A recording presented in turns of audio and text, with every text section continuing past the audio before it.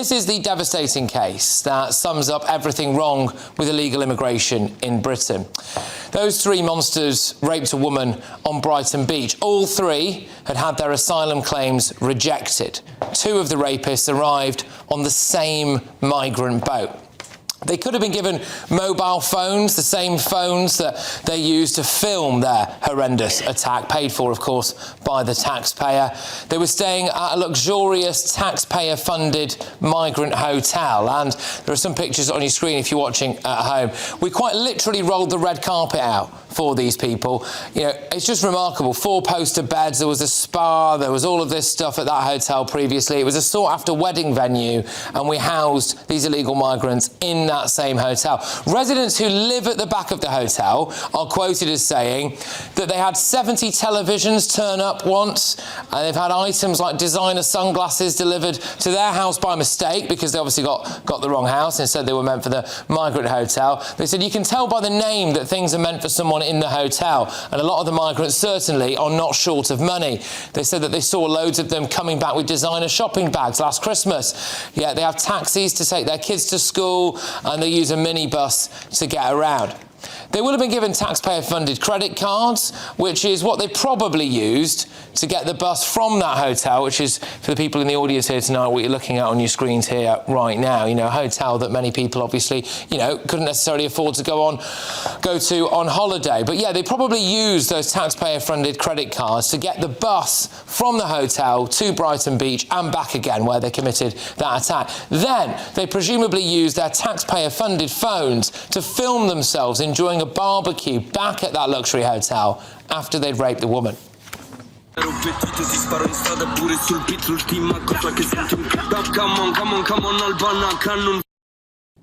it turns out that the grinning monster who walked out of court, well, he actually came to Britain because he was convicted of murder in Egypt, and he was on the run from that. He used a fake name to get in. During his trial, he was asked about consent. Does he understand consent? And he said, rape is sex. That's what he said. That's his view of what women's rights are. Can anyone guess what the punishment for murder or rape is in Egypt, out of interest? Yeah, it's the death penalty, right? It's the death penalty. So this guy will probably now be using that as the reason we can't deport him. So that's what he'll say. You cannot deport me back to Egypt because if you do, they will kill me. And on the same day that those monsters were found guilty, Carla Denyer of the Green Party posted this on social media. She said, Shabana Mahmood's new migrant deal is inhumane. They're fleeing war and persecution. So let's just have a little recap here of the details of this case, right? 3 illegal migrants, one of them a convicted murderer, put up in a luxury hotel in rural England, given taxpayer-funded everything, have their asylum claims rejected. They are not deported. They are still allowed to roam freely. They gang rape a vulnerable woman on a beach. They celebrate the attack with a barbecue. They're then found guilty. They smile about it as they leave court. They're still allowed to launch legal bids to stay in Britain, and left-wing politicians still think that they are all fleeing war and persecution. And this is why Britain is dying. Using the internet without a VPN, a virtual private network, is a bit like taking to the road without car insurance. All it takes is one unlucky moment to cost you a lot of cash. This video's sponsor is Private Internet Access. They are the VPN to help keep you safe. Click the link in the description below to find out why over 30 million people have downloaded PIA to protect themselves online. A virtual private network is an app that hides your IP address and helps keep your data private. When you're browsing the internet at home, you give up a large amount of data to businesses, to shops, and indeed to social media giants too. Hackers have the ability to steal your personal data with ease, including sensitive information such as passwords, keystrokes, and even your personal photos. Private Internet Access helps protect your personal data by encrypting your internet connection to keep your data out of the hands of cyber criminals. And it's not just hackers either to be concerned about. Information can be censored too. When Canada passed their C-18 bill, social media giants decided to ban news content on their platforms. But PIA can protect your ability to consume the news and content you love. Private Internet Access is available for Windows users, Mac OS, Android, Linux, iOS, and you can use one PIA subscription to protect an unlimited amount of devices. And we've got a huge GB News discount for you too. Click the link in this video's description and you'll get a massive 83% off PIA. That's under £2 a month, the price of a coffee, and you'll get an extra 4 months completely free on top. Also, there's a 30-day money-back guarantee too. Visit piavpn.com/GB News to start protecting yourself digitally today. Let's get the views of my panel on this. Adam, we've got to start with you. Look, the left, when I'm online, the left try and hit you and debunk you by saying that they're fleeing war, as you just said there. This man was from Egypt. Can anyone tell me what war is going on in Egypt? There's not one. The biggest asylum claims now from Pakistan. What war is going on in Pakistan? We have people from Morocco, Algeria, Bangladesh is one of the highest asylum claims too. What war is going on in Bangladesh? Let's be honest now. We are basically a magnet for benefit claims. They know they're going to come here, get a hotel, a free house at some point, and a free life on you and me. I've been on this channel for nearly 5 years now, and I can remember the first show talking about how these migrants come over here for that and how they're dangerous and how we have no idea of their criminal records or their backgrounds. Every day nearly I'm putting on social media a rape, a sexual assault, a murder or a violent episode from one of these migrant men. And yet the left still come back and say white men do more. You can't be that deluded now. The left are putting their head in the sand. We are importing monsters, and it's not just the odd one or two, it's thousands. So something has to be done here. This case, really upset me. I've sat in a courtroom twice with young girls' families that have been sexually assaulted by migrants, and their lives will never, ever be the same. And the government are placing these men en masse into our communities, and it could happen to your daughter or your granddaughter, and there's no recourse. We can't sue the government or say we don't want them there. This is outrageous, and the worst thing is we're paying for it. And I think it's worth trying to get the pictures up of that hotel that we were staying in as well, if we can get that up. But I mean, Christys, why are they allowed to just roam freely? I mean, once they've had their claims rejected, they're allowed to use the taxpayer-funded credit cards that we give them to go, get on a bus and go and behave like presidents. Why are they allowed to just roam around? I don't know, because I don't understand why, when you do the right thing, if you're someone who wants to travel, go through an airport, go online, file your tax returns, my God, the amount of identification and the amount of hoops you have to jump through to do anything is ridiculous. Yet you can come into this country and we can not know who you are in the slightest, and it is apparently okay. Why aren't we biometrically testing people? Why aren't we processing people abroad? Why aren't we, if we are having people come here, why aren't we collecting data to know the nationality of people who are committing crimes? So at least then we can look at who is committing these crimes and try and solve the problem. You don't solve problems without the appropriate data. So there are so many questions around this that need to be answered. And just picking up on the point that you made, Adam, you're absolutely right.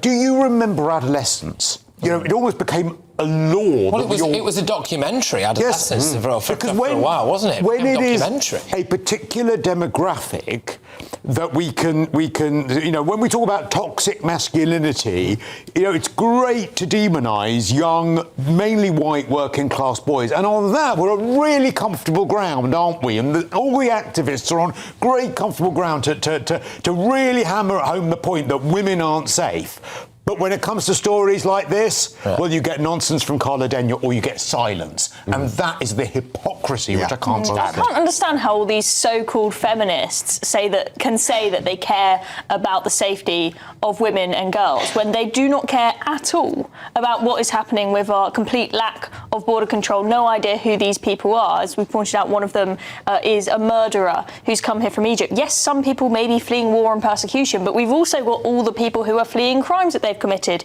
in other countries. We've also got, most people coming from countries that have really backwards, come from cultures with very backwards views about women and consent and all of that. Yet they're completely silent on this, and then all you get is, rather than them being outraged at these stories, as they should be, anyone with a heart who cares about women and girls should look at a story like this and be shouting through the rooftops about it. But Starmer, you don't hear anything from him other than, I'm going to make adolescents free to watch in all secondary schools, just making young white British boys the demon in all of this. Just before we go to Barry, sorry, there's a gentleman with the microphone here. I think, have you got a point to make on this particular one, sir? And then we'll go hear from Barry. Yeah, I'd like to answer Christo's question actually there about why don't we do something about it. They don't want to, Christo. It's as simple as this. The legal system under Starmer makes a fortune out of all these cases that keep coming up and get taken to court, right? We've turned around. If he'd been loyal to the country like he says he is, why didn't he get up to date, go on national television and tell everybody, I realise the state of the problem, we will segregate these groups of men so they're individually housed, so in no way can they get together and do the offences that they do. But I just want to say one very quick thing, right? It's a group thing now. These men act in groups. They do it with the grooming gangs, and what a shock. Starmer loses all the evidence on that, doesn't he? Because they make a fortune on the defences. The military is exactly the same. The military are walking out, the cream of the military, the SAS, because they don't trust Starmer. They're out to prosecute him. It's all about money. He's making as much as he can before he gets a kick up the rear and goes. OK, all right, well, there you go. Obviously, Starmer will say he's not making any money at the moment. He's Prime Minister, isn't he? But Barry, just, on this idea about, well, you come back to whatever you want, really, but, I mean, the idea that they're allowed to kind of roam freely, I think, sticks in the craw. Look, it does, and let me make my own view clear. My view is that if somebody has been through the court system and they've found that they do not have a well-founded fear of persecution, at that point they should be detained. But before that, if somebody comes to this country without a passport and we don't know who they are because the criminal gangs have told them throw your passport in the sea or whatever, at that point they should be detained. I don't mean housed, I mean detained until you find out who they are and you process them through the courts. Now, that would solve a lot of this if they were restricted in their movement, so they weren't allowed out of the compound. But that, it seems to me, makes sense, because you're not saying, if you know who they are, if they come to this country with a passport and they say, I'm fleeing war in wherever it is, and this is who I am, that's one thing. But if they come here and you don't know who they are, that's totally another. And the balance of risk then is borne by the British people, and that's wrong. Wow, that's the most common sense you've ever come out with. Sounding very far right there, Barry, I've got to say. Indoctrinated him. Can I just say, I spoke to a lot of shopkeepers in Chelmsford a few months ago. Obviously, they're getting bussed in from RAF Wethersfield. The shoplifting is off the scale. They're all in betting shops, spending money that they draw off the cards and gambling on machines. We're paying for that. They've seen some of these migrants go down side streets and defecate on the pavements. These people are completely different to us, and they are just throwing them into our communities. Again, women are getting harassed while shopping in Chelmsford. How is that allowed? How is our government, who is meant to protect us at all costs, allowing this? And when we dare speak up, I'm labelled far right or racist, or anyone that wants to put a social media post up about illegal immigration, demonised by these wallies in the Greens. It's a mental disease that if you cannot see what the problem is and the danger, and something has to stop, and it's not going to stop when we've got a human rights lawyer as our Prime Minister. Just on this, Barry, this guy, almost inevitably the murderer, right, is going to use the fact that there's the standard procedure pretty much in Egypt is the death penalty for a murderer, and you can also get it if you are a rapist. Now, has been convicted of rape in this country, right? So, should we even be entertaining this claim, like that he couldn't go back to Egypt because he would face the death penalty? I mean, is there something that we should? Why do we have to go through this rigmarole with it?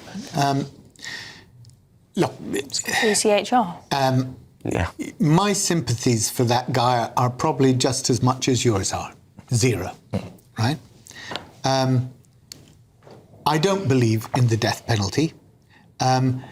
And if I had full confidence in the Egyptian court system and the justice in the Egyptian court system, I might say... You could get reassurances from them, maybe, that you wouldn't... Yeah. I would... I know that there are systems of justice in this world that are pretty dodgy. And people can get done on trumped-up charges. People can get... I mean, we've had a case, 17 years that guy was in jail for rape, and we just found out he was innocent. You know, so things go wrong even in the best of judicial systems, and I don't have huge confidence in the systems in some other countries. Fine. But he has been found guilty. So, but minimum though, he's been found guilty of rape in this country, and so why should we? Well, I mean, surely he's just got to go. Take him back to Egypt. You lose your right to any kind of compassion for what might happen to you in Egypt. Sorry to talk across you. If you have committed a crime like that here in the UK, that's it. All bets are off. Go back to Egypt. There's a penalty in the UK for rape, and absolutely that guy should spend whatever it is, 15, 20 years, I don't care how many. I don't even want that. I don't even want him to spend the time in the UK prison. I know, Christo, I understand that, and I understand that people say, well, why the hell should we be paying for him to be in prison? He should be back in prison in Egypt.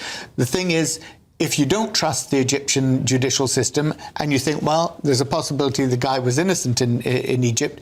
Well, let me just tell. I think much sympathy for this guy. He never should have been in the country in the first place. I think I speak for the majority of this country that would just want to ship him off, no matter if he's going to get executed or not. I don't care. He shouldn't have come here in the first place, and he shouldn't have raped one of our women. So if he gets sent back and he's executed, in my opinion, that's great. Great news. All right. All right. Okay. Well...